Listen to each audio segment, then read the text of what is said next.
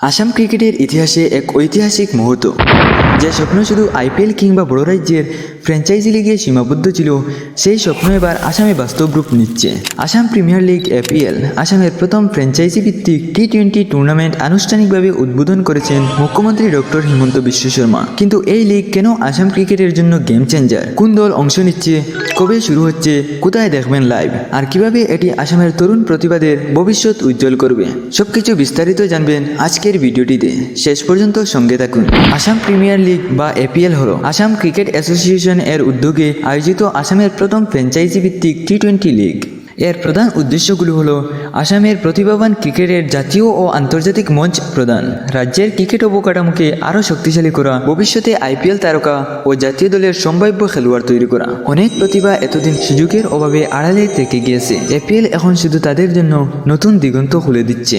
বন্ধুরা, কয়েক বছর আগেও আসাম ক্রিকেটের চিত্র একেবারে আলাদা ছিল, কিন্তু আজ আমরা দেখছি আন্তর্জাতিক ম্যাচ, আইপিএল ম্যাচ, আধুনিক স্টেডিয়াম এবং অবকাঠামো। আর এবার যুগ হচ্ছে আসাম প্রিমিয়ার লিগ। আমরা ইতিমধ্যে রিয়ান পরাগের মতো তারকা দেখেছি। এপিএল থেকে আগামী দিনে আরও অনেক রিয়ান পরাগ, জেন্টিমনি কিংবা নতুন উজ্জ্বল তারকা উঠে আসতে পারে। চলুন জেনে নেওয়া যাক এপিএল এর 8টি শক্তিশালী ফ্র্যাঞ্চাইজি দল। Guwahati Royals, Jorhat Stallions, Tezpur Titans, Dibrugarh Warriors, Noagaon Rangers, Barpeta Braves, South Side Sunrise, Barak Legends. Tournament শুরু হচ্ছে 1 আগস্ট 2024 এবং ফাইনাল অনুষ্ঠিত হবে 23 আগস্ট। মোট 33টি উত্তেজনাপূর্ণ ম্যাচ হবে। সব ম্যাচ অনুষ্ঠিত হবে গুয়াহাটির বর্ষাপাড়া ক্রিকেট স্টেডিয়ামে। এখানে ইতিমধ্যে আন্তর্জাতিক ও আইপিএল ম্যাচ সফলভাবে আয়োজিত হয়েছে। দর্শকরা পাবেন একেবারে পেশাদার ও উন্নত মানের ক্রিকেটের অভিজ্ঞতা। সবচেয়ে বড় প্রশ্নের উত্তর, স্টার স্পোর্টস নেটওয়ার্কে টেলিকাস্ট, জিও স্টারে লাইভ স্ট্রিমিং, মোবাইল টিভি কিংবা ল্যাপটপ, যেখান থেকেই খুশি পুরো টুর্নামেন্ট উপভোগ করুন। এটি আসামের ক্রিকেটের জন্য